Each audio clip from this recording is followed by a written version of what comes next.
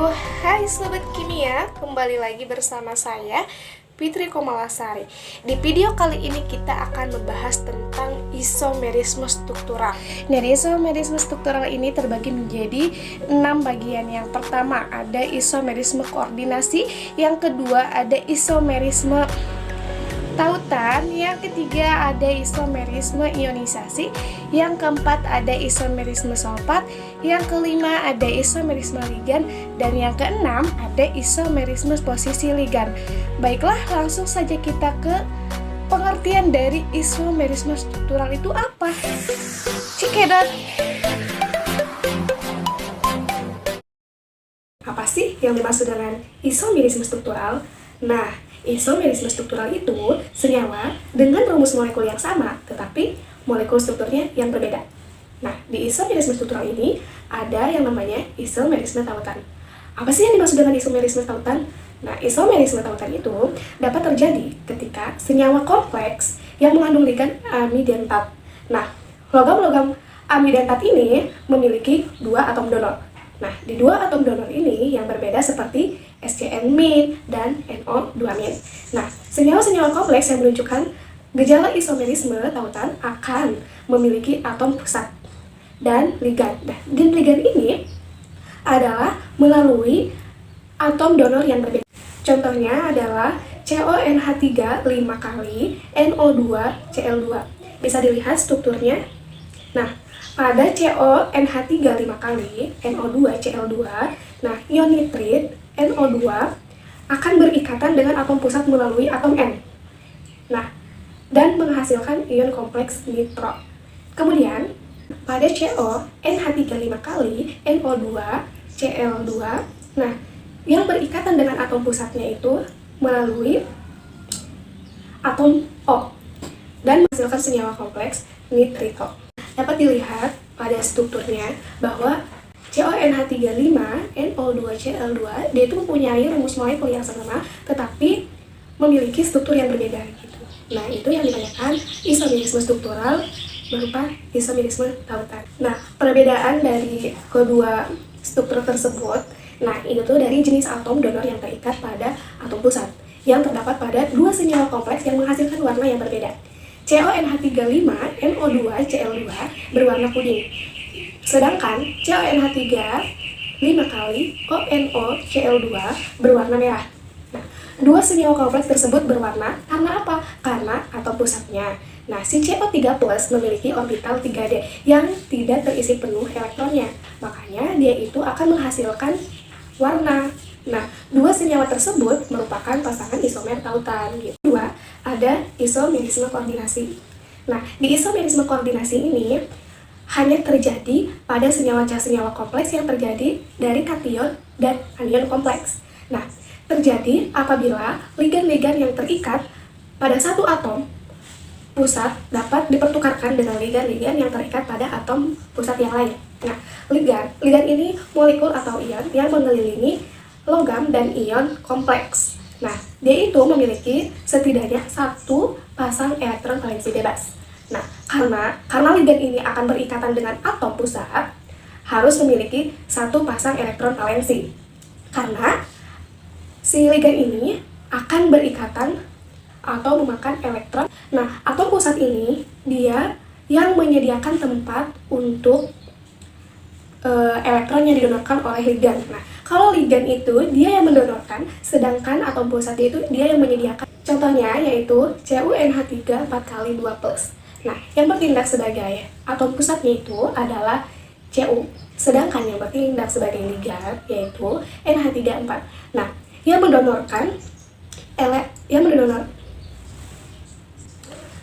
yang bertindak sebagai pendonor adalah si N. Kenapa? Dan N inilah dia itu yang nanti akan bersama-sama dengan Cu, atom pusat yang mana dia itu akan membentuk senyawa kompleks. Nah, itulah isomerisme senyawa koordinasi. Tiga, yaitu isomerisme ionisasi. Nah, di isomerisme ionisasi ini, gejala isomerisme ionisasi ini hanya terjadi pada senyawa kompleks ionik yang mengandung kation kompleks dan anion bukan kompleks. Nah, maksudnya anion bukan kompleks itu adalah anion sederhana. Nah, anion sederhana ini harus memiliki syarat. Syaratnya itu, nah, gejala ini terjadi pada senyawa kompleks ionik. Senyawa kompleks ionik menunjukkan gejala isomerisme ionisasi. Nah, kenapa? Apabila terjadi pertukaran antara dua macam ion dengan muatan yang sama atau berbeda. Pada pertukaran ini, anion bukan ligan yang berubah menjadi ligan. Contoh, yang pertama, CONH3 5 kali BrSO4 dengan CONH3 5OSO3 Br. Nah, CONH3 5 kali BrSO4 itu adalah kation. Dan anionnya itu adalah CONH3 5 kali OSO3 Br. Nah, pada kedua kompleks, bilangan oksidasi ion pusat sama, yaitu +3. Kompleks pertama, kation kompleksnya adalah CONH3Br2+.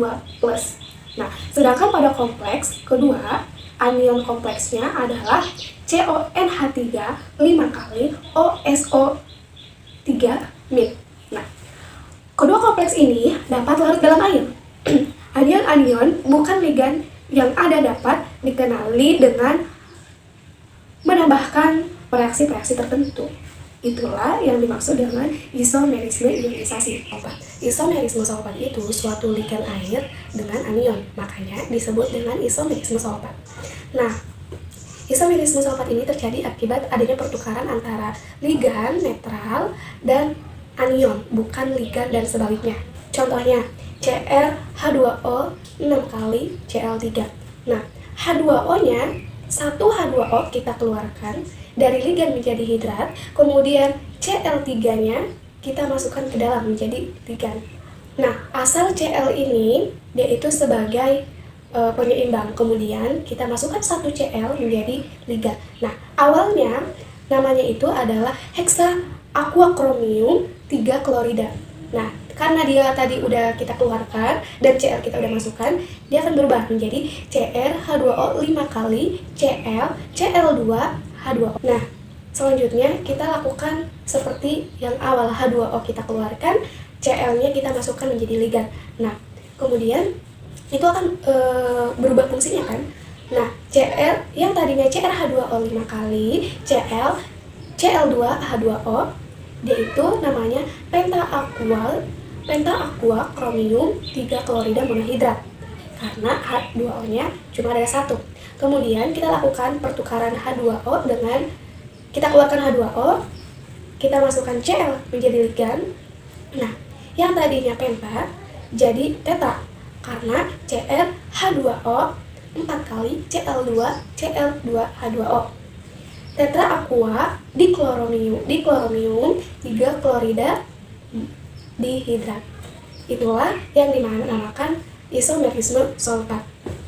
Nah, selanjutnya ada isomerisme ligan, di mana isomerisme ligan ini dapat pasangan isomer. Misalnya, propilen diamina dan trimetil-line diamina. Nah, ini adalah PN. PN, rumus kimianya itu adalah C3H10N2. Nah, ini adalah atom pusatnya. Dan ini asalnya ligannya itu berisomerisme menjadi kompleks. Nah, kompleksnya itu menjadi kompleks yang disebut dengan isomer ligan. Nah, ini adalah ligan yang berubah bentuk.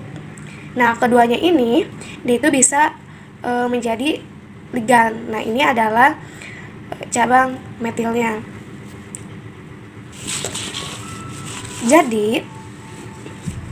Jadinya akan memiliki jumlah isomer yang sama, mempunyai bentuk. Di sini ada isomerisme posisi ligan. Kita dapat amati pada kompleks dengan atom pusat lebih dari 1. Contohnya yaitu CO2 CO8.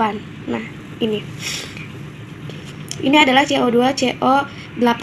Nah, ini adalah ligan karbonil yang bertindak sebagai ligan jembatan. Sedangkan ini pada gambar yang kedua ini, dia itu mengalami interaksi ikatan kovalen antara kedua inti, sedangkan ligannya terikat pada masing-masing inti. Nih, ligannya dia terikat pada masing-masing inti. Nah, ini adalah kedua intinya dan ini adalah ligan-ligannya. Nah, itu dia penjelasan dari materi isomer. Semoga video ini bermanfaat dan mudah dipahami.